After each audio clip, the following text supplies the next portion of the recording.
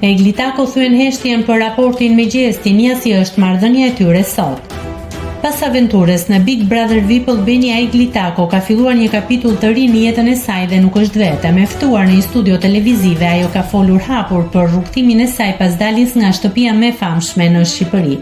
Teksa u shpreh se ka një raport të fortë me Gjestin, ajo theksoi se ai do të ruajë jetën private larg mediave, por nuk nguroi të dhurojë një puthje për të, duke treguar se kanë një marrëdhënie të shkëlqyer.